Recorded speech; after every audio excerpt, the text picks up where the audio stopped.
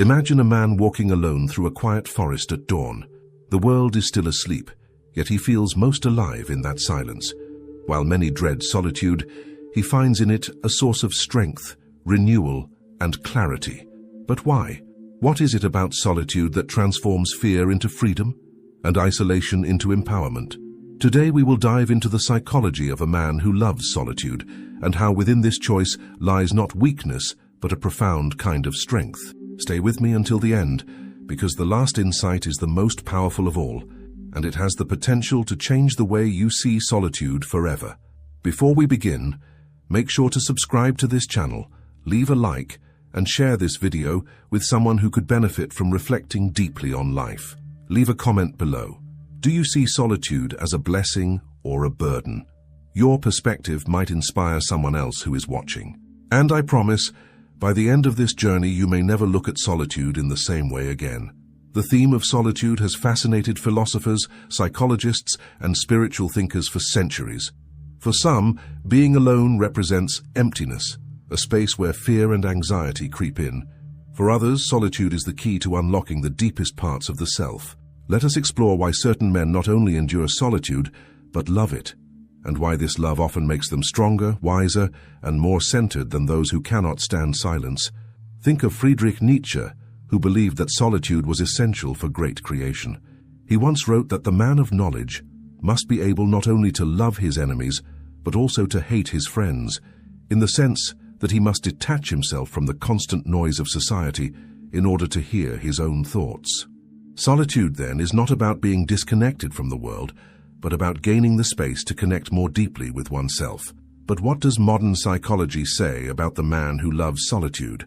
Studies show that individuals who seek solitude voluntarily often exhibit higher levels of creativity, emotional regulation, and inner stability. Unlike loneliness, which is the painful absence of connection, solitude is a chosen state, a conscious withdrawal that restores mental energy. The man who seeks solitude finds empowerment in this intentional silence. He is not escaping life, but strengthening his capacity to live it fully. Have you ever noticed how difficult it is for most people to sit quietly with themselves, even for a few minutes? Many rush to fill every moment with noise, television, social media, conversations, distractions, because silence exposes them to their own thoughts. Yet the man who embraces solitude does not run from his inner world. He ventures into it, unafraid of what he might find. In that silence he meets his fears, his desires, his dreams, and even his contradictions. And in facing them, he grows stronger. This is not to say that the man of solitude is without challenges. Often, he is misunderstood by others.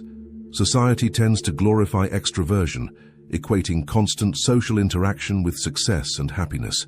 To prefer solitude is sometimes labeled as antisocial or strange. But history has shown that many of the greatest thinkers, writers, and innovators were men who drew their power from solitude. Think of Henry David Thoreau, who retreated to Walden Pond not out of rejection of society, but to better understand the essence of living. In his solitude, he discovered insights that still inspire millions today. Ask yourself, how comfortable are you with your own company? Do you avoid silence because it feels like emptiness, or do you embrace it as a sacred space? The man who loves solitude has learned something essential, that true strength is not found in the applause of others, but in the ability to stand firm when no one else is watching. In solitude, the mind has the space to breathe. Without constant interruptions, creativity flows more freely, decisions become clearer, and the heart finds calm. Psychologists have found that solitude reduces stress by lowering exposure to external pressures.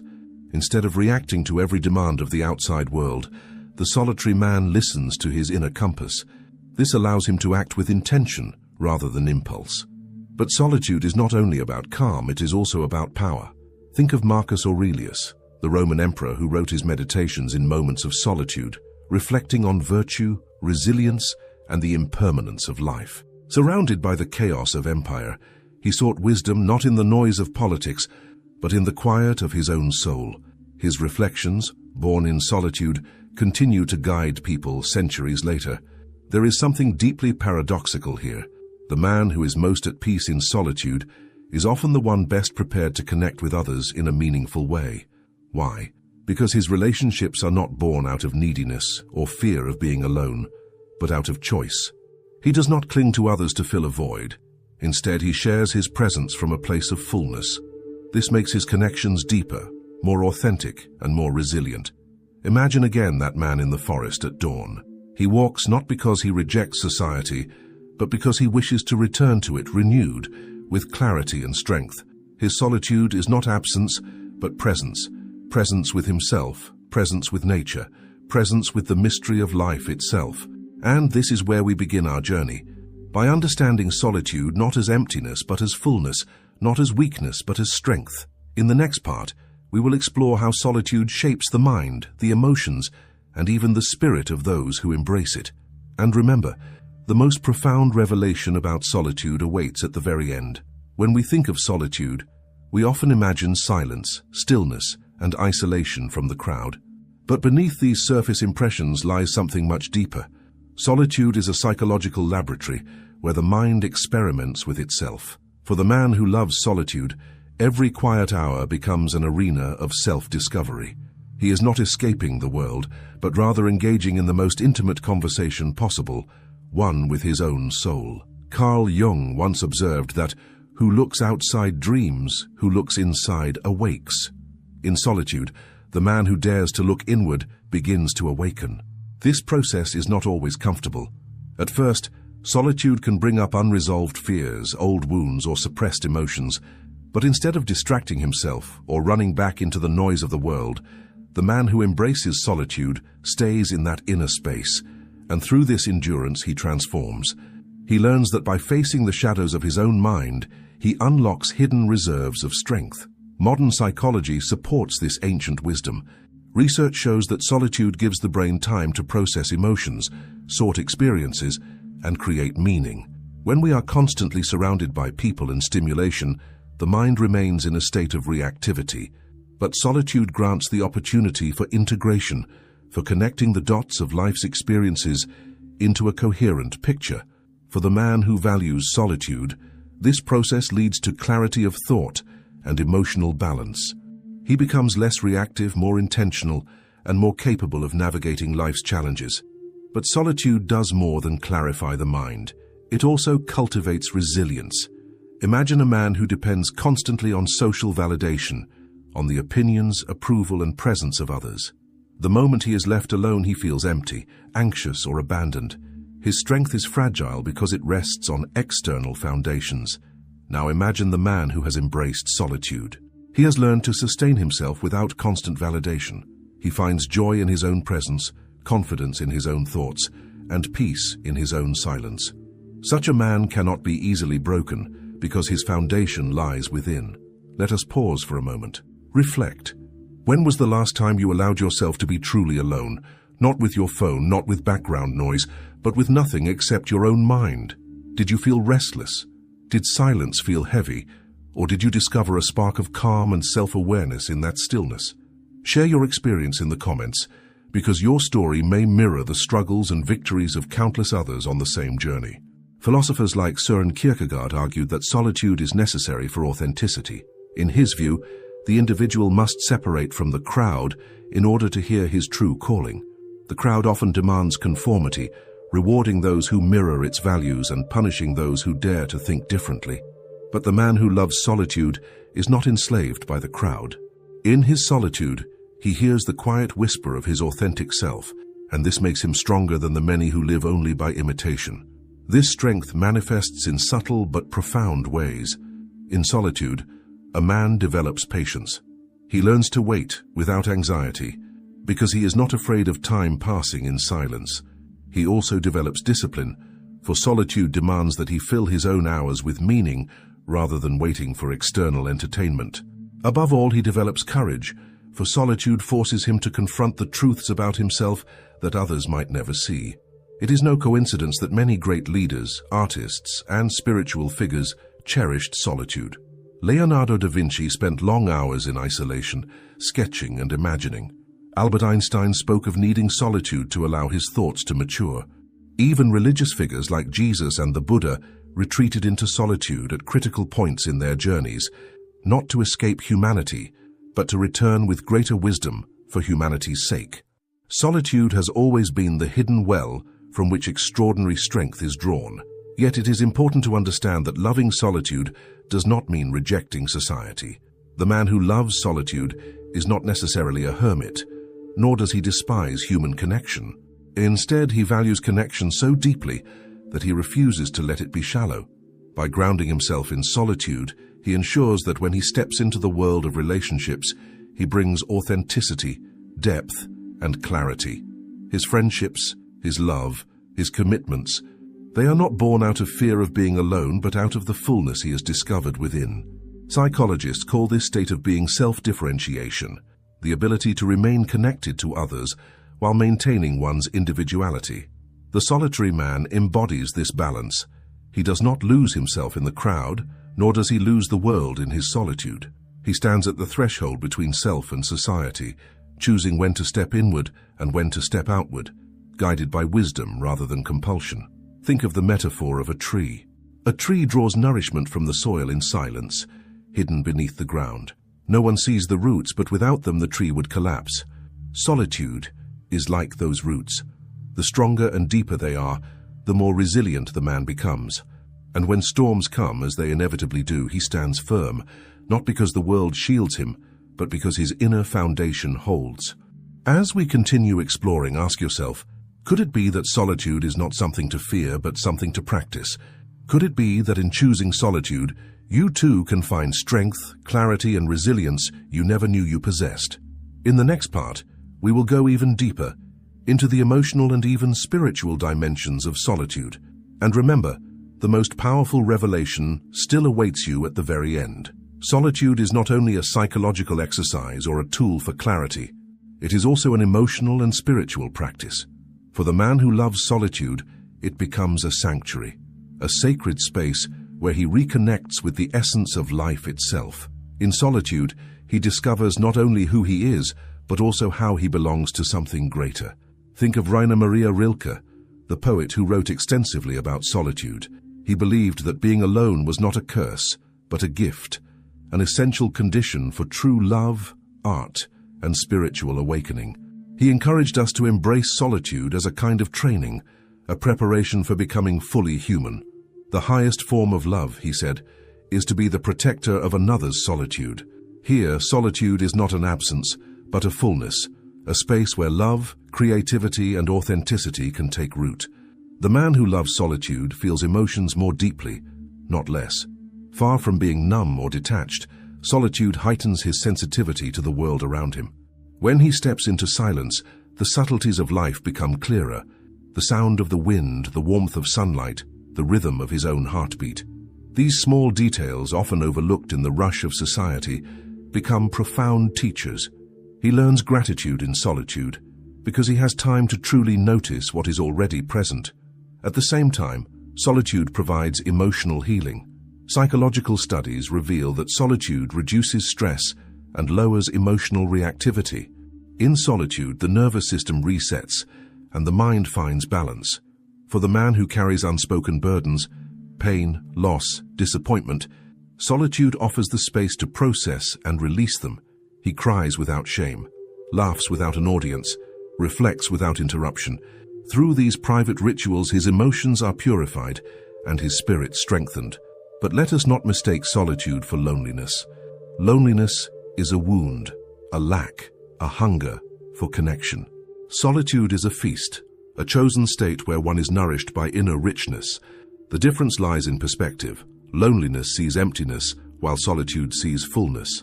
The man who loves solitude does not feel abandoned. He feels embraced by the silence itself. He does not suffer the absence of others because he has discovered presence within himself. This spiritual dimension of solitude is echoed across traditions. In Christianity, the Desert Fathers retreated into solitude to deepen their union with God. In Buddhism, monks enter meditation retreats to face the mind directly. In Hinduism, sages dwell in hermitages, finding divine presence in silence. And in modern times, many psychologists have recognized that practices such as mindfulness and meditation, which are, at their core, forms of cultivated solitude, have measurable benefits for mental health, creativity, and emotional stability. Ask yourself, What happens when you are alone in silence? Do you sense emptiness or do you sense presence? Can you sit quietly without needing to escape? Many avoid solitude because they fear what they might encounter in the quiet. But the man who embraces solitude sees this as the very reason to enter it. He understands that the truth of his being is revealed only when distractions fall away. There is also a paradox here. The man who loves solitude often develops deeper compassion for others. This may sound surprising. After all, solitude is about being alone. But in silence he learns humility. He sees the common struggles of humanity mirrored in his own heart. He recognizes that others too carry burdens, fears, and dreams. This awareness deepens his empathy. When he does engage with others, it is not from superficial need, but from genuine care. His love is more authentic because it arises not from dependency, but from abundance. Consider also the role of solitude in creativity. Countless artists, musicians, and writers testify that their greatest work was born not in the crowd, but in solitude. Solitude gives imagination the room to breathe. It removes the pressure of external judgment, allowing thoughts to take shape without fear. The man who loves solitude knows that silence is not empty. It is full of possibilities waiting to be realized. In solitude, new ideas emerge, new connections form, and inspiration blossoms. Let us reflect on an image. Imagine a mountain lake, calm and undisturbed. The surface reflects the sky with perfect clarity, but only because it is still. If the water were constantly disturbed, the reflection would be distorted. In the same way, solitude stills the turbulence of the mind, allowing truth to reflect clearly. The man who loves solitude understands this, and he treasures his time alone as essential for maintaining this inner clarity. At this point, it is worth addressing a common misconception, that to love solitude means to withdraw permanently from society. This is not true. The solitary man may be deeply engaged in life, working, building, loving, serving others, but he always returns to solitude as his anchor. Solitude is not the rejection of life, but its foundation. It is the quiet strength that allows him to face the world without losing himself in it. As we prepare to move into the final part of this journey, consider this question. Could solitude be the very source of strength you have been seeking? Could it be that by embracing it, you too might find clarity, healing, and resilience beyond measure? The answer lies in the most powerful insight of all, the one that awaits in the last part of this exploration. And trust me, it will change the way you see solitude forever. We have journeyed through the psychological, emotional, and spiritual dimensions of solitude. But now we arrive at the deepest and most powerful insight of all. Solitude is not merely a state of being alone. It is the foundation of true freedom. Consider this. Most people live chained to the opinions of others. Their mood rises or falls depending on praise or criticism. They make decisions not from inner conviction, but from fear of judgment. In this way, they are never truly free. But the man who has learned to love solitude has broken these chains. By finding peace in his own company, he no longer depends on external approval. His choices flow from his values, not from the pressure of the crowd. This is the ultimate strength that solitude gives, the freedom to live authentically. Friedrich Nietzsche once wrote, "The individual has always had to struggle to keep from being overwhelmed by the tribe." Solitude equips a man for this struggle. It is in solitude that he finds the courage to be himself, even when the world demands conformity. The solitary man knows that the cost of authenticity may be misunderstanding, but he accepts this cost because the reward is freedom. This freedom transforms every aspect of his life. In relationships, he is no longer desperate or needy because he does not fear being alone. Instead, he chooses companions out of love, not dependence. In work, he is not swayed by trends or shallow approval, but by the integrity of his vision. In personal growth, he is willing to explore paths others might avoid because he is not afraid to walk alone. His solitude has taught him that walking alone is not the same as being lost. It can be the very sign that he has found his true way. Let us pause and reflect. What would your life look like if you were free from the need for constant approval? What decisions would you make if you trusted your inner compass more than the opinions of others? This is the power that solitude can give, not as an escape, but as a preparation for living boldly and authentically in the world. This is why so many spiritual masters sought solitude at decisive moments in their lives. Jesus withdrew into the desert before beginning his ministry. The Buddha sat in solitude beneath the Bodhi tree until enlightenment dawned. The Prophet Muhammad received revelations in the quiet of a mountain cave. Again and again, solitude emerges as the crucible where the human soul encounters its deepest truths. It is in solitude that weakness transforms into strength, fear into clarity, and dependence into freedom. But perhaps the most profound gift of solitude is this: it reveals that we are never truly alone. When distractions fade and silence deepens, the solitary man begins to sense a presence greater than himself. Call it God, call it the universe, call it the eternal mystery of being. In that silence, he discovers connection not only to himself, but to all of existence. He realizes that solitude is not the absence of relationship, but the deepest relationship of all, with life itself. This realization changes everything. The man who loves solitude is not arrogant, nor is he withdrawn in bitterness. He is rooted. He walks through the world with quiet confidence because he knows who he is and where his strength comes from. His solitude has taught him to live from within, and this inner anchoring makes him unshakable. He becomes like the mountain, still, silent, yet towering in strength. Think once more of the man in the forest at dawn. He is walking alone, but he is not lonely. The silence around him hums with meaning. He feels connected to the trees, the air, the sky, and the beating of his own heart. His solitude is his power, his sanctuary, his freedom. He does not seek to escape life. He seeks to meet it more fully, strengthened by the quiet wisdom he has found within. And now here is the final truth, the most powerful of all. Solitude is not just for the rare man who loves it. It is for all of us. It is a practice, a discipline, a way of life that anyone can cultivate. You do not need to retreat to a monastery or live in isolation. Even a few moments of intentional solitude each day can transform your life. It can sharpen your mind, heal your emotions, deepen your spirit, and free your soul. So I ask you, will you dare to embrace solitude? Will you allow yourself the courage to sit in silence, to listen deeply, to discover the strength that is already within you? The choice is yours. And remember, solitude is not the end of connection, but its beginning. For only when you have met yourself in silence can you meet others with true presence, authenticity, and love. If this journey has resonated with you, share your reflections in the comments. How do you experience solitude? Do you see it as a challenge or as a source of strength? And most importantly, will you begin to practice it in your own life? Make sure to subscribe, leave a like, and share this message with someone who needs to hear it. Perhaps it will inspire them to discover the same freedom and strength, because in the end, solitude is not emptiness, it is fullness. It is not weakness, it is strength. And it is not loneliness, it is the doorway to freedom, authenticity, and the deepest connection of all. Thanks for looking.